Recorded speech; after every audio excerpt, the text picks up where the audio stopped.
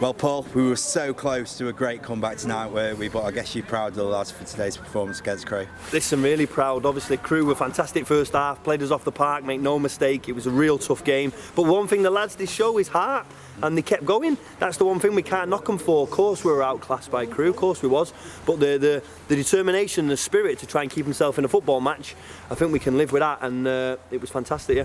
It was your typical game of two halves in a way, wasn't it? Crewe, you must admit, dominated the first half, but the second half we really gave it a good go, didn't we? We certainly did. Now listen, I'm going to say something here, and I've been at this football club for many, many years, and the fact that we had the first team manager and the first team assistant manager come into the change room at half time was massive, and I'm telling you now, fact, that's what inspired that performance second half, because I've never known that in my time here. I think everyone would agree with me. So the fact that the gaffer had a chat with him and gave him some fantastic pointers, which actually, I don't know if he was still here watching second half, but worked a treat. It played out exactly how he said.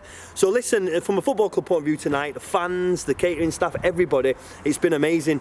And yeah, the second half turnaround was even I was shocked. So proud of the lads, it's untrue.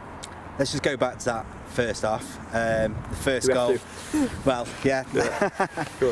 So the first half, the first goal, set piece, that must have disappointed you in a way. Yeah, listen, the two goals we give away first half, the one off the corner, the header. Yeah. Listen, we're not the best at that. Aaron did well second half, but he's not the biggest of keepers, so we've got to probably work on him aerially and coming for things. I kind of thought they might be a threat off corners. And the penalty, so we'll give away a header off a corner, which could have been avoided, and the penalty is sloppy and could have been avoided.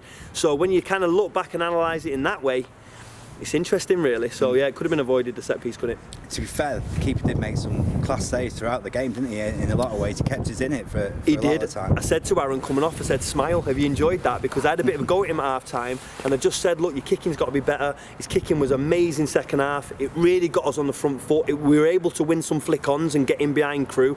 And yeah, from Aaron, and he did make 2 or probably 3 good saves to keep us in that game. So look, from front to back, from the keeper all the way up to Tyler James, who has just proved today how lethal he actually is, it was impressive. The crucial goal, I know we didn't know it at the time, was the third goal. It was a penalty. Did you get a clear view of it? Was it a foul? I think it was a pen, personally. I think Connor Austin's been a bit rash. The guy's kind of going across the box, he's never going to score, and Connor's got a bit giddy and a bit excited and gone for a big tackle when he should just be jockeying him and running him alongside the box. So sloppy. Connor will be the first to hold his hands up, say that was a poor thing to give away. But if that's what we're kind of worried about when we're playing Crewe, as such an amazing academy as they are, then I think for us in the first year, brand new to us, I think this is a very good effort. As you've alluded to, Darryl came in and saw the lads at half time. I'm guessing 3-0 down, heads were, down as well. What was said in that half time? Well, listen, I'll be pretty honest with you. The lads didn't seem like they had heads down. They just seemed a bit shell shocked. Like, whoa, this is the real world now. That was the thought for me. And then obviously we just talked to him, I spoke to him, and then Gaffer Darryl spoke to him and just said, like, lads, enjoy it, we don't care about the score, have a go, few little pointers of what to do, break the game up into 15 minutes, and I think we did do that. So look, no matter what happened there, even if we'd have got hammered 7-0, the fact you got the first team manager and assistant manager in the change room, high-fiving lads, giving them a pat on the back, telling them they've done well, don't worry about it, that was massive, and that inspired that second half performance. I don't care what anyone says. So look, if that game had been another 5 minutes, I think we'd have equalised. We had a lot of pressure towards the end, but if you'd have asked me today, as you did, what's the score going to be, I'd have took 3-2 every day of the week, so it's great. And how much does that second half performance give you encouragement in terms of how far this team can go? Well, this team is a good team, this is his first year playing against many second years in that Crewe team. Our lads are on a BTEC course, their lads are scholars who get paid to be here, so that probably puts things in perspective a little bit. But I think these lads can go on. They've got to do a lot better. They were outclassed today. We've got to get like that. We've got to find the way over the next 2 to 3 years to be playing football like Crewe did. And I think we've got a chance, let's just see.